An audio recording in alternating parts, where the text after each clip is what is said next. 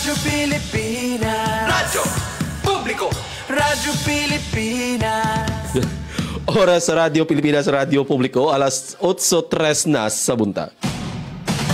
Good morning, Eastern Visaya. Maupay nga ako. Good morning. Maayong buntag. Maupay. Good morning, Eastern Visayas. Eastern Visayas. Maayong buntag mga kaigsunan din sa lungsod sa Sugod, pinagi sa itong 104.7 FM.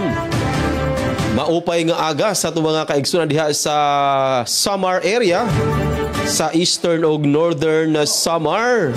Apil usab sa probinsya sa Biliran o sa Leyte. Ako sublion, maayong buntag kanatong tanan. Welcome sa Tuesday edition sa programang Good Morning Eastern Visayas. Ang programang Good Morning Eastern Visayas gihimo aron mahiusa ang nagkalaing dapit sa silangang Kabisayan tungod galang sa kinatibukan ug malungtarong paglambo sa kinatibukang Rehiyon 8 pinaagi sa pagsinabtanay bisan pa man sa managlahing pinulungan nga waray og binisaya. Pag binayloay og mga kasayuran og panahon labot sa nagunang isyu og gilisgutan nga sarang masayran sa tanan tungod galang sa kalambuan sa tibok silangang Kabisayan. Once again, welcome sa Tuesday edition sa Good Morning Eastern Visayas. Good morning, Eastern Visaya. Sangan sa mong station manager din sa Radyo Pilipinas, Radyo Publiko Sugod, Sir Dindo Alaras. Sa atong kauban sa Pikas Lawak sa Master Control, si Kuya Noel Palugod. Kini ang inyong makauban karong adlaw Jevic Epiz. Ug ato sab kauban karong adlaw nga Martes ang atong sister station diha sa Radyo Pilipinas, Radyo Publiko Calbayog. And Radyo Pilipinas, Radyo Publiko Borongan, and ang Philippine Information Agency Eastern Visayas. Sa oras nga alas 8:05 sa buntag, ato na nga sayran ang pinakalatest nga update sa panahon, apila ang mga pasiunang impormasyon gikan sa atong mga kaubanan nga nagyod na assign sa naglain nga lalawigan din sa atong rehiyon. Atong unahon ang update diha sa Radyo Pilipinas, Radyo Publiko Calbayog. Pinagi ni Charmaine Pirito. Charmaine, good morning, Eastern Visayas. Good morning, Eastern Visayas. Charmaine, good morning. Yes, Sir Jevic. Kuya Jevic, good morning po. Nganto mga kaupo di data Master Control ngan sa bugat nga perto sa RP Sugod sa pagpanguna ni SM Dindo Alaras. And good morning liwat sa tan kaupod sa RP Borongan, pinagi kan Atisok Abria, sugod man sa imo mga kaupadida sa Master Control, ngan sa bugas nga pwersa sa RP Borongan sa pagpanguna ni SM Ruth Rivera Abunda. Ngan din naman sa Radyo Pilipinas Calbayog, kaupod natin sa Master Control, Sir Esra Altaro, ngan Engineer Joven Cardenas, ngan sa ngaran sa aton acting station, Manager Hinaro Navalon, ako ang iyong makakaupod, Charmaine Pirito Balvez. So yes, Kuya Jevic, salamat sa sini nga aton hosting sa atong programa Good Morning Eastern Visayas, kasi ako man ko din ay aadi na sa Catbalogan City para mag-attender sa bubuhaton na 2025 Lakbay sa Karapatan tungo sa Kamalayan o Lakaran Activity sa Commission on Human Rights, CHR Regional Office 8. So ining event nagtutuyo nga magkatitirok ang mga human rights advocates and mga LGUs, civil society, law enforcement ug media para maparig-on ang kolaborasyon ug sugad man ma-promote ang human rights. So update ani didi sa pagtaga panahon, So atong panahon din sa Catbalogan, diri man kitain mauran-uran, pero may dagihapon posibilidad sa pag-uran, posibilidad sa pag-uran samtang diri gahapon kita nga malimot magdara sa aton payong. Temperatura naton sa 28 degrees Celsius, pinakahamubo sa 25 degrees, pinakahitaas sa 32 degrees Celsius. So nakita naton didi around 1 p.m. Magkulop, may dagihapon posibilidad sa pag-uran, so diri kita malimot nga magdarasin aton proteksyon. Update naman sa aton pagtagatubig sa Sudad sang Calbayog, Calbayog Water Company Incorporated, sugad man din sa Catbalogan, and Tubig Catbalogan Corporation. So good news sa mga MCOs. Water Service Advisory ginpalusad hiunong san pagka-luya o pagkawara san abid san tubig sa aton mga gripo. Update sa Melco 1, adi may ginpalusad sarang nga emergency power interruption, yan na ini adlaw Martes, October 28. So kanina ni 5 a.m. kutob 8 a.m. Apektado ang Feeder 9 sakop ang munisipyo san Santa Margarita, tikang sa Barangay Kagsumhi, kutob Ilo. Sa Gandaro naman, tikang Tambongan, kutob Nakobe, ngan mga barangay san pagsanghan, so, ungay ang Binalayan, Lakong, Dapdap, ngan Talinga. Ang rason, nagkamay-ada pag-troubleshoot o pagbalyo san Feeder 9, protective relay.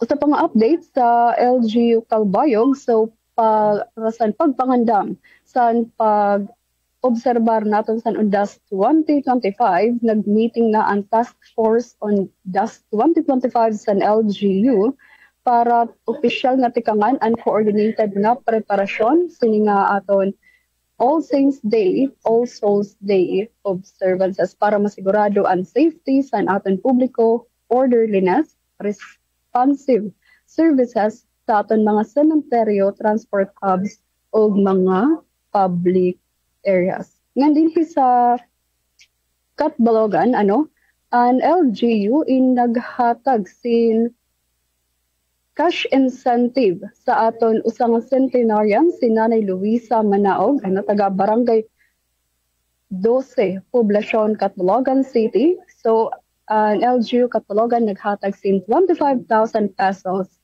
nga cash incentive pinaagi sa CSWDO. So, ining incentive kaya Jevic at Isog. Inlain pa ini sa cash incentive nga makakarawat ni Nanay Luisa nga 100,000 pesos tikang sa National Commission of Senior Citizens, usa nga benefit nga ginahatag sa aton mga senior citizens nga naabot sin 100 years old. Alright, ngayon para naman sa mga balitang naandam dinhi sa Radyo Pilipinas Calbayog.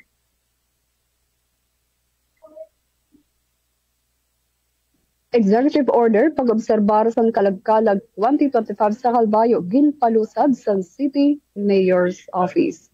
Pagparigon sa lokal nga industriya sa kakao, sentro sa Summer Cacao Congress 2025, mga kakao farmer o processor ginkonekta. LTO Calbayog padayon sa Phase 2 sa Upland Biyahing Ayo on DAS 2025 ng Provincial Health Summit 2025 ginparigon ang nagkakaurusa nga pagpatuman sa Universal Healthcare sa Samar. Iniato nagdetalye sa second part sa atong programa, Good Morning Eastern Visayas. Good morning, Eastern Visayas. Daghang kayong salamat, Charmaine, sa mga pasiyo ng impormasyon gikan diha sa Radyo Pilipinas, Radyo Publiko Calbayog. Oras sa Radyo Pilipinas, alas 8:12 na sa buntag. And karon ato sabsayran ang pinaka-latest nga update labi na sa kahimtang sa panahon ug ban pang mga kalambuan og update.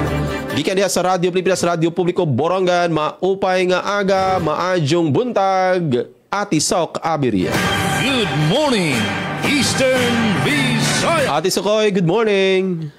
Good morning, Eastern Visayas. Yes, daghang salamat ka RP Jevic APS. Musta iyo ang among signal diha, Jevic? Okay ba? Yes, maayo gyud, Tisok, loud and clear and klaro gyud ang imong kagwapa sa ato nga monitor. So may ganun. Sige kay magano kitahin. Happy Tarbati Sok.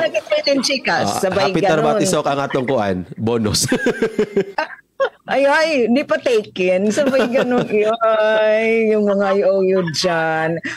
Balitaw, maupay, maadyo, mabaysay nga morning. Dahito nakatutukit, good morning, Eastern Visayas. Tapos kung hain man kamo nga dapit ito world, possibly evening, morning, noon. Sige, salamat. Again, thank you kasamang Jevic APS nga nangaran po ito nabugwas nga DYS family, didihamon. Radyo Pilipinas, Radyo Publiko Borongan, nangaran ito nagmamayuyo haamon nga amon is Ate Ruth, Rivera Abunda, kan Chapter Cudes, kan Kuya Buboy nga niton aton. Didi sa particularly what nga engineer Coach Yufem, nga niton mga kubihan natin nga mga kauban, niton production team, ito yung radyo. Siyempre, aton liwat ging great RP Jevic APS, naton mga kaupo dida, DYOG, nahi Ate Charmaine Perito, Ate Susette and company. Sugad man siyempre ang ira SM kan Sir Jean Nabilon. Sige, mag-jingle bells naman kita kan Sir Nabilon. Nga natin daman nakakatambaya yung Good Morning Eastern Visayas ang ginmamayuyo naman ni RD Rian Arento natin mga kausa PIE Eastern Visayas. Kinsa ba natin magkakauban yan ng morning? Didihamon, thanks God. Sana diriin mabawas o di kaya magbagong anyo na naman kay weather lang. Hapag kaya na nanining kamo ti Mr. Sun hinpag-shine favorable hindi diham itsugad nga panahon ilabi na yan nga damit bisibisihan natin mga kapatid pagbisita mga menteryo paglinis pagpray anton paran ira mga loved ones. And pagtag kuryente, so far, waray mang good panhiluag nga brown out. Though, adun amon mga kasabong natin, mga kabugtuan dito naman, ito northern part, ito eastern Samar, makakasinatihirahin 1 hour nga power enter, 2 hours, 11 a.m. to 1 p.m. Yan na nga adlawhan Tuesday, October 28. Ang apektado hini nga brownout adton mga munisipyo han Taft, Sulat, kan Avid, Maslug, Dolores, Uras, San Policarpo, Artechingan, Hipapad, ang ginsiservisyohan nini hadton Taft Substation. Iton Isamelco. Ang rason, may dahil pagbubuhatan, ito, assembly of 10 megavolt ampere power transformer cooling fins. Tapos mahini PS adto natin mga kapatid ang Isamelco nga dadto natin mga kabugtuan dito nga apektado hini nga brownout unina nga tuo pa inanglan maging mabinantayanan kay posible matapos in temprano may balik ang kuryente antispahan igin tasar nga panahon salit para malikyan adton anuman nga disgrasya igtratar ang tanan nga higayon nga permi may da kuryente adton linya dili naman ha syudadhan Borongan so far waray man abiso and power interruption kung may da man kalit tigda nga kadshot ng mga pagparang diretso naman ito na gintatagahan solusyon han mga aktibo liwat nga maintenance crew ito ang Isamelco pag taga-tubig so far diri pa kita nabatihin mga ngerutub reklamo adto ang mga concessionaires sa Borongan Water District basta sige itong pag inuran-uwan sige itong uwan dipait kinakablas sin tubig at BWD ugaring la nagsusobrangan ni damay bubunog lubog gano itong tubig na udang damay tirain pagpump hadto ang ira mga pumping station tikang hadto ira mga water sources dara nga wara pa man in town filtration facility adto namon Borongan Water District.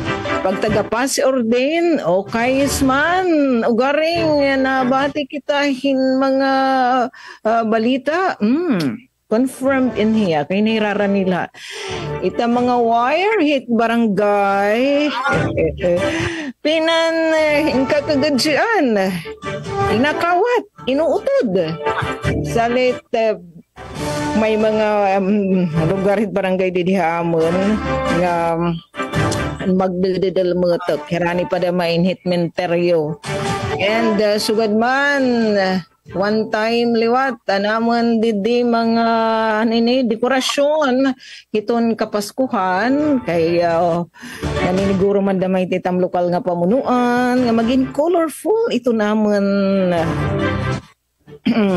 Pasko sugad palain kaagap yay may liwat pinanangkas nga mga adorno decor pinanilabtan na may mangguntahin mga CCTV isa na kita kumoperar daman kita pag pinanlabot nasusun kita hindi ta kahiluagan it nga damo la kita din na at kita iguli natin itong talagudsing na mga mihuras dito atin mga kabarangkayan.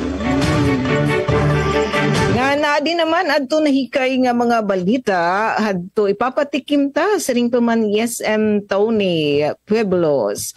Adto mga balita nga nahikay adto mga aresgaduhan niyo nga mga uban na diri naman na DOIS Radyo Pilipinas Borongan DUST Eastern Samar nagpapadayon paghimo ang STI roadmap para han mas inobatibo nga kauswagan han probinsya. Samtang mga parag-umahan saad nagbuhat in feeding program ang mga estudyante sa nga eskwelahan bungtuhan san puli di naman haamon na probinsya na Sinirangan Samar. Kadugwangan pa nga balita coconut oil mill ngan fish ports magpapauswag han ekonomiya Eastern Samar sumalapakan Kong Gonzales ngan kasabutan han LJ Borongan han UST Catholic Relief Services United States Conference of Catholic Bishops sugad man inapod ini hanton gin parigunan han konseho han syudad han Borongan. Pero la ini han mga balita nga amon papadangat i-share unina hiton ikaduha nga paypay and good morning Eastern Visayas. Damo nga salamat sa Kuya Jevic Ives. Good morning, Eastern Visayas. Yes, daghang salamat Ate Sok Abiria diha sa Radyo Pilipinas, Radyo Publiko Borongan. Oras sa Radyo Pilipinas, sa alas 8:20 na sa buntag. Ato sa big greet o good morning no, ang kinatibukang pwersa sa Philippine Information Agency Eastern Visayas sa pagpauna ni si Rayan Arinto. Maadjong buntag, good morning diha sa Regional Office sa Dakbayan sa Tacloban. Samtang update sa panahon din sa lalawigan sa Southern Leyte sa kasamtangan. Nagpakita na hangaring adlaw pero dili kita magkumpiyansa sa mga kaigsunan. Labi na no kay napaghapon kining posibilidad nga dunay pag-uwan kay at makita sa pikas nga bahin sa kawanangan nagay baga nga panganorganic kagay nang kadlawon Ate Sok and Charmaine, grabe kusog ang uwan nga nasinati sa dakong bahin sa lalawigan sa Southern Leyte apil na sa mga kalungsuran or ubang bahin usab sa probinsya sa Leyte and mga alas 4 imidya kapina ning tuwak ang uwan and hopefully wala na tayo mahitabo no nga pag-uwan kay adlaw pa karon nga Martes and for sure daghan pa mga activities sa atong mga lokalidad sa atong mga probinsya sa atong mga kalungsuran and of course sa atong mga barangay and para pud malingaw ang ato nga mga teacher o mga student no nga nakapahuway karon kay naga-start naman o nagpadayon Ate Sok and Charmaine ang wellness break o timing pud kinino kay karon laging October 31 kun wala ko na sayo piso saman ka special holiday o kay murag daman tay holiday ang 31 Friday di ba? Kaya di man to'y gipagawas nga kuan. ang 31 Fridays holiday. And November 1, Saturday man na, and Sunday ang November 2. So, timing po ang undas is sa weekend. So, mao ka na nga nadungan pod, gisumpay na lang ang wellness break. Gituyo po na sa Department of Education para gyud is masumpay, taas-taas ang pahuway sa ato nga mga magtutudlo o sa ato mga estudyante. Nato lang pod pahinumdom siguro no sa mga estudyante. Karon nga matawagan na bakasyon, wellness break, and sa ato na sayra mura nabay mga assignment gipanghatag sa ato mga bata or gipapahuway sad kay usab yan na sa mga reklamo at isok nga kung na daw break ba adaghan na pong project assignment pero siguro part kabahin man po na. Yes, at isok. Kuya Jebek, usahay ma-appeal pa ang nanay, tatay, ang mga tita, tito sa assignment. Mao gyud. And usapod at isok kasagaran ba yapon sa ato mga teachers kay mga ginikanan. So imbis nakapahuway sila, unaon sa man nga may project ang ilang anak. So wag hapon. Mayon ta pod og pahuway usad. Break pod ang assignment project ug uban pa. Pero mao lagi ingon nga bisan pa og break, ang mga estudyante nato nga wala moy mga lingaw diha, nahuman na inyo mga suroy-suroy, pangaligo sa dagat og bakasyon. Siguro magbasa-basa lang gihapon ta sa atong mga lessons or sa atong mga libro para inagbalik sa klase karong November 3. Maayo na or na kay idea og 100 na ka kung mag-surprise nga exam ang ato nga teacher. Okay, so ato hopefully ma-enjoy sa itong mga magtutudlo no kay sila gid ang punterian ini nga wellness break nga gihimo, and of course ato nga mga estudyante and labi na pod sa mga ginikanan. Sa lain pang update sa pakuryente dinhi sa lalawigan sa Southern Leyte, ang Suleco con Southern Leyte Electric Cooperative nagpasabot sa publiko kabahin sa pinakalit nga power interruption kagahapon. Pasado alas 3:40 sa kadlawon, a portion sa barangay or portion diha sa municipality of San Ricardo, apil na ang San Antonio padulong sa Kinatsawa, San Ricardo nakasinatigid og pagkapaw sa kuryente. Hinuon gipasabot sa Suleco nga na dali ra pod naayo ang naasoy nga problema. Apil usab ang ilang power interruption nga na record diha sa portion sa lungsod sa Tomas Opos kagahapon usab. And para karong adlaw wala may scheduled power interruption and hopefully wala po'y mga unscheduled or emergency power interruption. And arita sa silingan nato nga mga kalungsuran sa 5th District sa Leyte, ang buhatan sa Lieco 4, Leyte 4 Electric Cooperative nagpahinumdom sa publiko, labi na sa mga miyembro konsumidor nga wala pa nakabayad sa set or nakasettle sa bill sa kuryente nga isettle na kada ni halapad nga disconnection nga schedule karong si manahaso para dili magka-problema, dili ta maputdan no. Okay, dakong problema gyud maputdan tag kuryente kay wala ta kabayad. So kinahanglan ato isettle na para dili ta magka-problema. Samtang sa lain pa nga update din sa lalawigan sa Southern Leyte,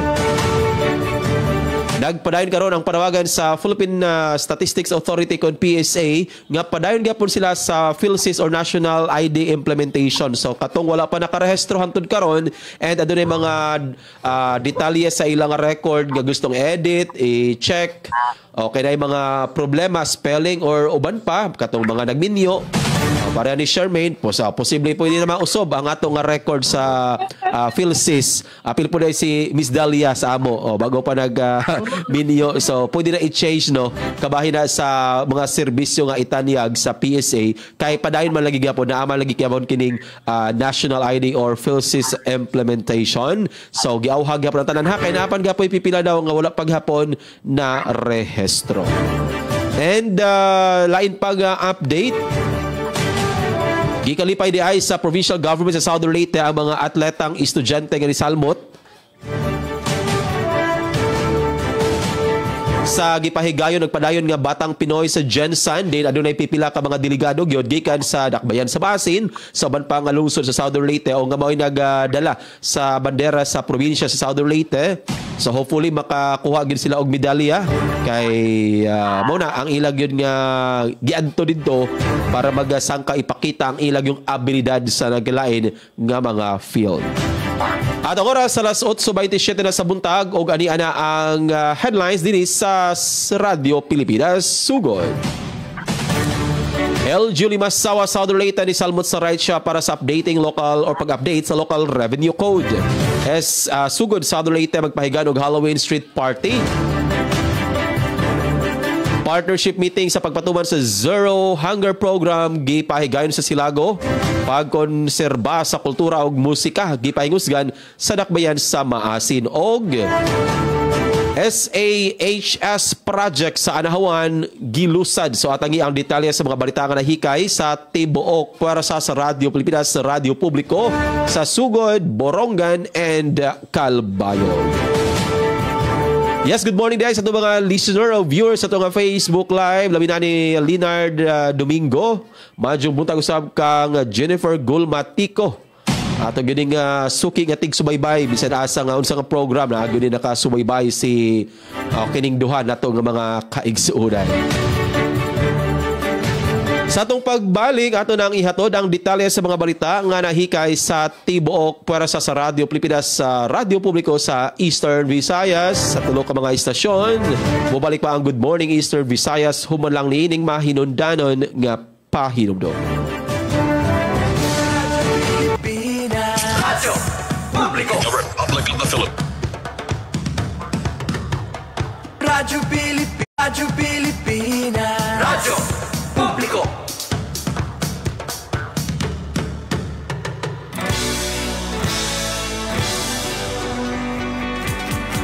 Mahalagang mga balita, napapanahong impormasyon. Kami ang inyong gabay pag may bagyo at sakuna. Serbisyo ng gobyerno kapag may nangangailangan.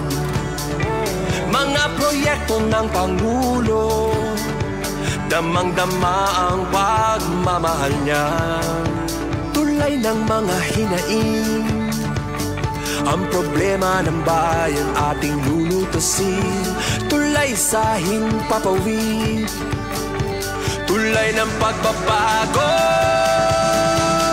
Radyo Pilipinas, Radyo Publiko, ng bagong Pilipinas. Radyo Publiko, Radyo Pilipinas, Radyo Publiko, ng bagong Pilipino.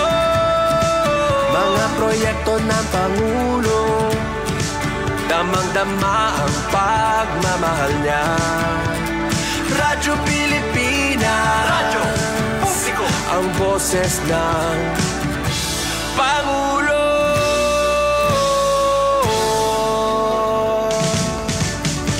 Karamay nyo kami, kahit malayo man kami nakakarating. OFW magsasaka, buhay ay iba't iba, san mang lugar ng bansa natin. Tulay ng mga hinaing, ang problema ng bayan ating lulutasin. Tulay sa himpapawid, tulay ng pagbabago.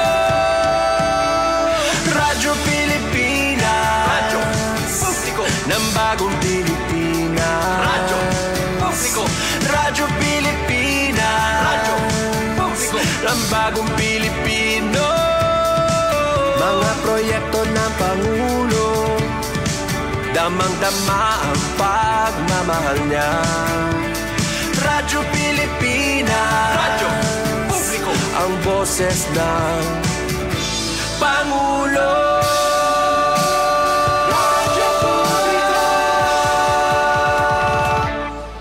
Oras sa Radyo Pilipinas, Radyo Publiko, alas 8:31 na sa buntag. Good morning, Eastern Visayas. Nagpadayon gapon kamo nagasubaybay ning atong programang Good Morning Eastern Visayas karong adlaw nga Martes, Oktubre 28, 2025. And sa nga gyapon sa mong station manager sa Radyo Pilipinas, Radyo Publiko Sugod, Sir Dindo Alara sa atong kaban sa Pikas lawak sa Master Control, si Kuenual Palugo ng atong mga GIP intern, kini ang inyong makauban Jevic Epis. And karon mga kaigsunan, ato nang ihatod ang detalye sa mga balita. Atong unahon ang report diha sa Radyo Pilipinas, Radyo Publiko, Borongan. Good morning, Eastern Visayas. morning, Eastern Visaya. Otro dagang salamat ka RP Jivik Ibes. Pero antes naman din disugdan ang pagpapadangatin mga balita at laan ay i-acknowledge din natin mga loyalistan. Good morning, Eastern Visayas. Adira Franz Navarrete Probe watching. So good morning, Ate Jennifer Golmatico. Di aton amon pasiunang balita, DUST Eastern Samar nagpapadayon paghimuan STI roadmap parahan mas inobatibo nga kauswagan han probinsya. Ang detalye tikangkan kasamang Penpen Pumida. Radyo Pilipinas, report. Iginduso ni Dr. Arnaldo Amolsco Jr., Provincial Director han DUST Eastern Samar, ang padayon nga paghimuhan Science, Technology and Innovation STI roadmap nga magtutugwayhan mga programa parahan mas inobatibo ngan malampuson nga pag-uswaghan probinsya. Ini nga panawagan iginpahayag niya durante ang review of STI plan, programs, projects and activities and crafting of STI roadmap nga ginbuhat sa video conference hall Borongan City han Oktubre 27. Sumalakan Dr. Amolsco ang aktibidad, nagtutuyo nga review nga ni-update ang STI plan base umangay ini nga nagbabago nga prioridad han lokal, regional nga national nga plano ngan ha DUST iStart framework, usa nga programa nga nagtutuyo nga isakub ang siyensya ngan teknolohiya halukal nga mga planohan pag-uswag. Gintagan nga hinduon ngan kalampusan han plano nasarig ha paningkamutan nga tanan nga sektor, tikang ha LGUs, national nga ahensya, akademya, pribado nga sektor hasta ha MSMEs. Pinaagi hini nga kooperasyon may himon usa nga roadmap nga magpapakusog han kapasidad han probinsya ha inobasyon, resiliency ng lokal nga teknolohiya. Haiya pahayag, ginpahinumdum ni Dr. Amolsco nga hantuig 2022, gintukod ang Eastern Samar Provincial Science and Technology Innovation Council, ansyahan nga konseho habugos nga Pilipinas nga nagbubugos han mga lokal nga stakeholders para han kooperasyon ha siyensya nga teknolohiya. Tikang haniya pagkatukod ang konseho padayon nga nagbubuhat hin mga katitirok ngan konsultasyon.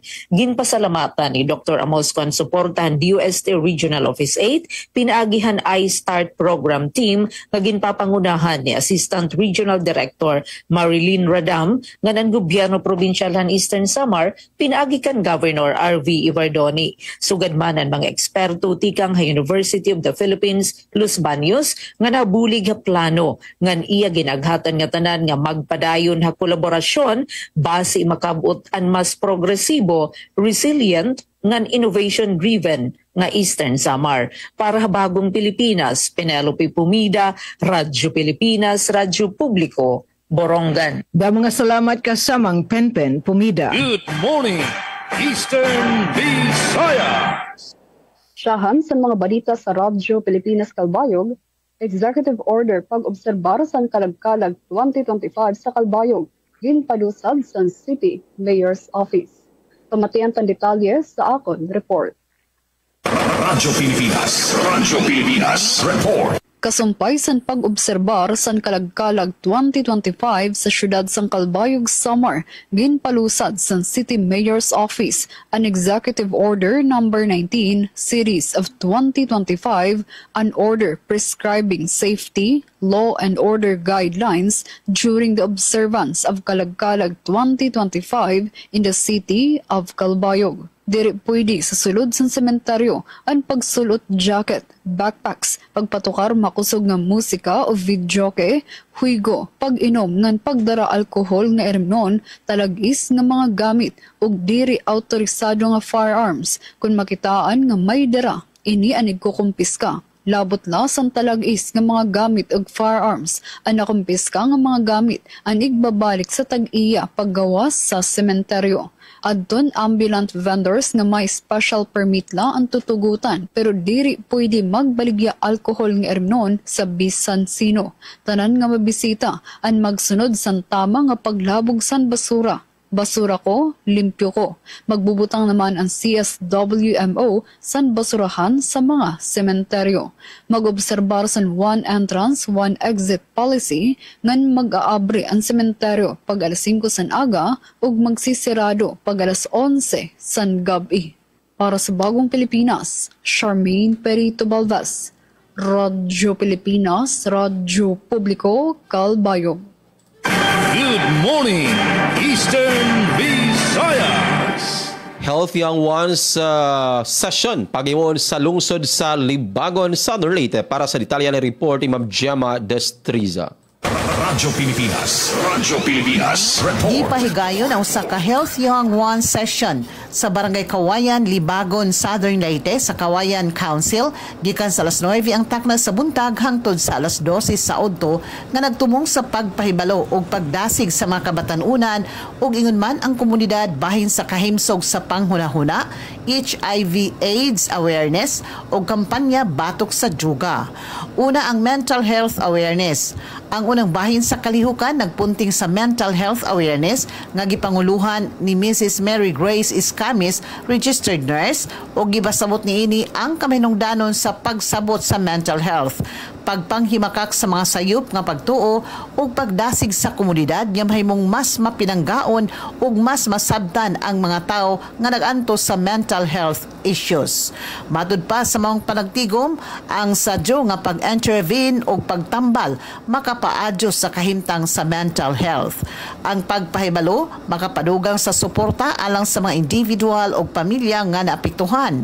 Ang pagpaubo sa stigma makapadasig sa mga tao nga mga diog tabang nga walay kahadlok sa paghusga.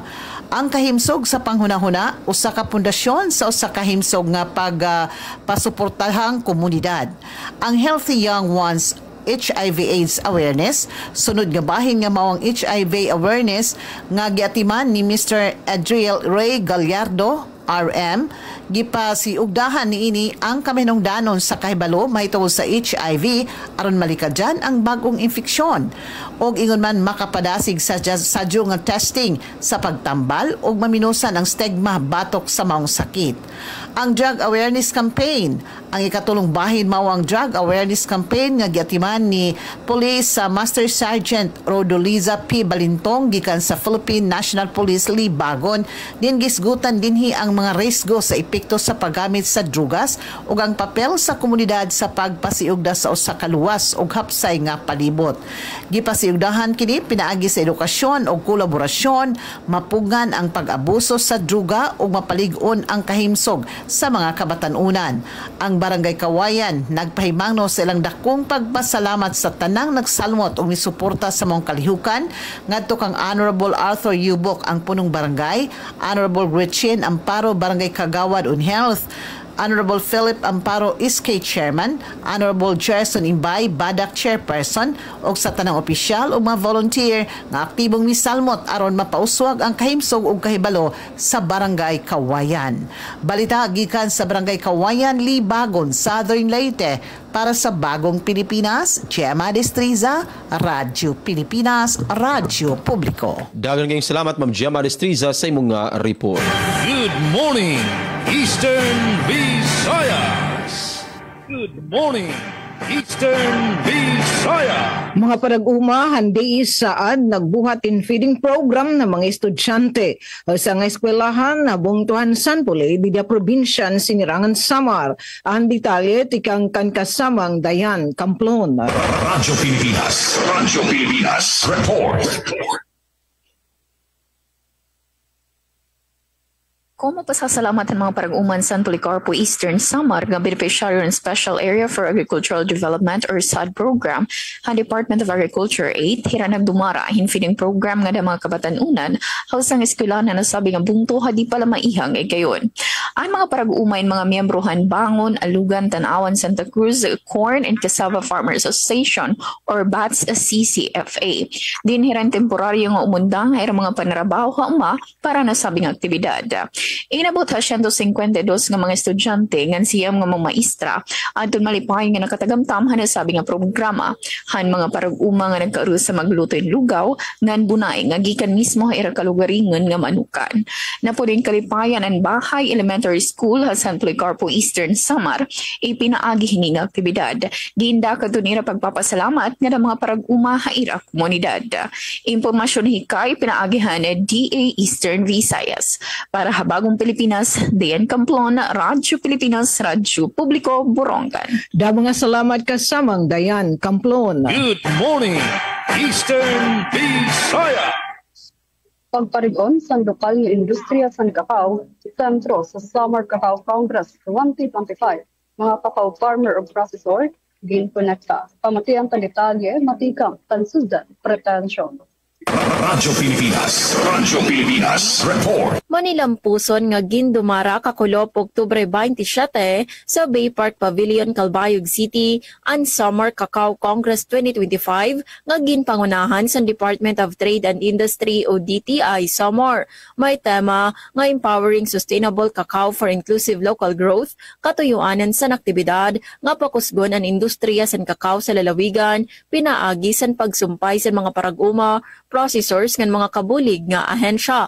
Maabot sa 98 nga partisipantes, matikang sa mga magkadordilain nga bungtos sa Samar ng mga syudad sa Catbalogan ug Calbayog ang nagtambong sa nasabi nga katitirok. Kabulig sa DTI ang Samar Cacao Industry Development Council, LGU Calbayog, City Agriculture Office, DA Regional Office, Office of the Provincial Agriculture, TESDA, Land Bank, SB Corp ngan sa Mico, Samar. Durante sa aktibidad, ginabrihan liwat ang cacao product mini-exhibit nga kundiin ginpakita ang mga magkadorodilain nga produkto matikang sa cacao. Nagbuhat liwat sa couch sessions ngan usapang cacao forum sa paghisgot sa eksperyensya sa mga established cacao growers, financing programs, technical training and market linkages. Sa mensahe, ginpahayag ni Mayor Raymond Uy ang hulos nga suporta sa gobyerno lokal sa pagbulig sa cacao industry agud mas mapadukwag ini. Sa pakigimang raw, ginpahayag ni DTI Provincial Director Engineer Milo Macabare nga talingwa sa Kongreso nga may konekta ang mga cacao farmers ngan processors tungod nga damo sa mga parauma inagsisiring nga waray buyer samtang ang mga processors naman inkulang sa supply. Ginawag liwat ni Engineer Macabare ang mga Samareño nga tangkilikon ang mga lokal nga produkto nga cacao para sa pankabugusan nga pag-uswag sa lalawigan. Para sa Bagong Pilipinas, Suzette Pretensyo, Radyo Pilipinas, Radyo Publiko, Calbayog. Damang salamat sa report, Suzette Pretensyo. Good morning, Eastern Visayas. Sa lain mga balita dito sa Southern Leyte, pagkonserba sa kultura o musika, gipahingusgan sa dakbayan sa Maasin, ang report ni Miss Dalia Orit at Will. Radyo Pilipinas, report. Formal nga gilunsad sa lokal nga kagamhanan sa dakbayan sa Maasin ang Cultural Enrichment Program, usa ka proyekto nga gimugna aron sa pagselebrar sa mga bahandi sa kultura ug sining sa syudad. Ang proceeds sa kalihukan para sa Silver Cityhood Queen of Maasin City 2025. Ang mga inisyatibo nagtumong sa pagpasiuli o pagpalambo sa sining sa dakbayan. Matod ni City Mayor Luz Mercado, tumong sa activity nga mapadayon ang malambuong identidad o tradisyon sa mga Maasinhon alang sa umaabot nga henerasyon.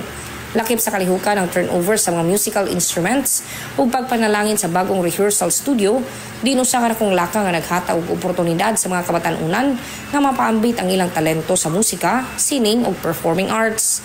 Gipasilunggan usab si Maria S. Espina Garvez, ang Public Relations ug ICT Unit Head, alang sa iyang pagpanguna sa mga programa ug ang Department of Education Maasin City Division nga gipangunahan ni Schools Division Superintendent Janice Moralios tungod sa iyang padayon nga suporta ug pagig-alayon sa kalambuan sa kultura ug arts sa dakbayan. Pinaagi sa Cultural Enrichment Program, ipakita sa City Government of Maasin ang tinuod nga pagpangga sa lokal nga kultura ug ang pagdasig sa mga kabataan nga mahimong mga alagad sa sining ug kultura sa umaabot. Palitagikan sa dakbayan sa Maasin para sa Bagong Pilipinas, Dalia Orit Atwil, Radyo Pilipinas, Radyo Publiko. Dagan kayong salamat, Miss Dalia Orit Atwil sa mga report. Good morning, Eastern Visayas. Morning, Eastern Visayas. Samtang coconut oil mill ngan Fish Ports uswag han ekonomiya Eastern Samar sumalapakan kong Gonzales san detalye tikan kasamang Daisy Belizar. Radyo Pilipinas report.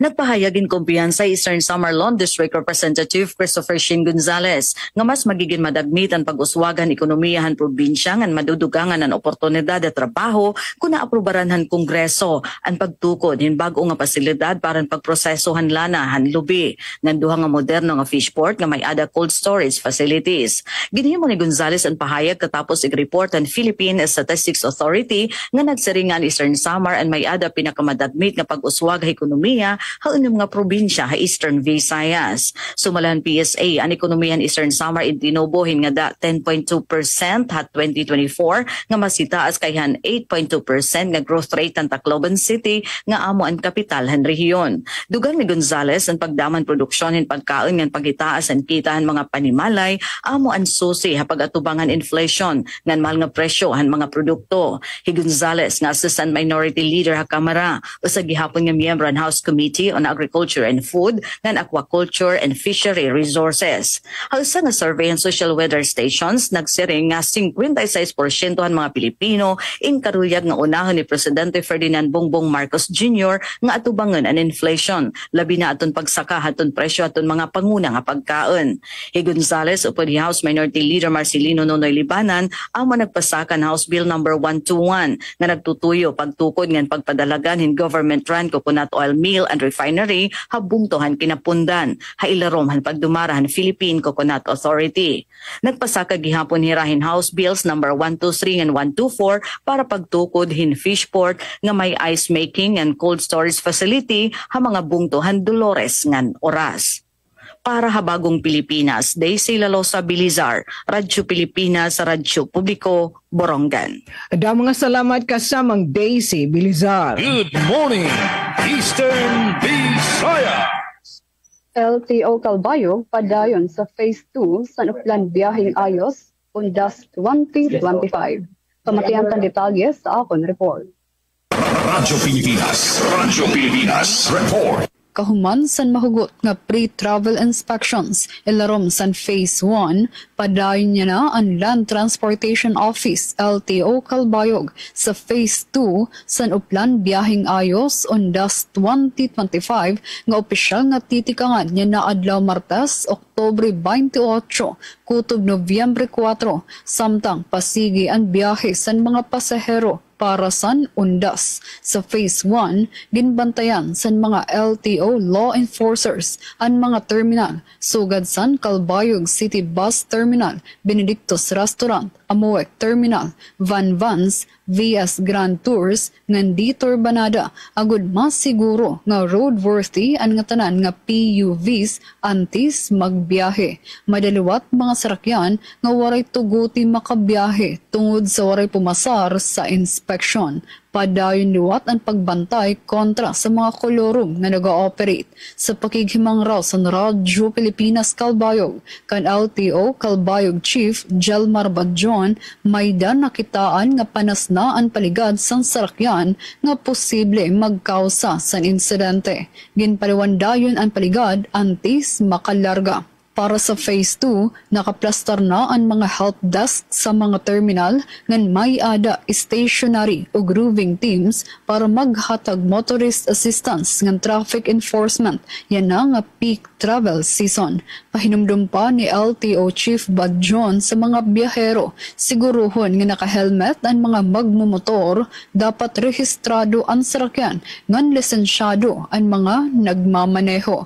Ginaaghat liwat sa ahensya ang publiko nga magbiyahe temprano ngan maging disiplinado sa kalsada base malikayan ang disgrasya samtang gin-oobserbar ang undas. Para sa Bagong Pilipinas, Charmaine Perito Baldas, Radyo Pilipinas, Radyo Publiko, Calbayog. Good morning, Eastern Visayas. Lain pa nga balita din sa Southern Leyte, 300 ka mga indigent solo parents sa dakbayan sa Masin nakadawat og pinansyal nga hinabang para sa detalya na report ni Miss Dalia Orit Atwil. Radyo Pilipinas report. Lukabat sa 300 Gs ka mga indigent solo parents sa dakbayan sa Maasin ang nakadawat og pinansyal nga ayuda gikan sa gobyerno. Nitong Oktubre 24, ang lokal nga kagamhanan sa Maasin, ubos sa pagpangulo ni City Mayor Luz Mercado, pinaagi sa City Social Welfare and Development Office kung CSWDO, may pahigayon ng financial assistance payout alang sa mga solo nga ginikanan sa Maasin City Gymnasium.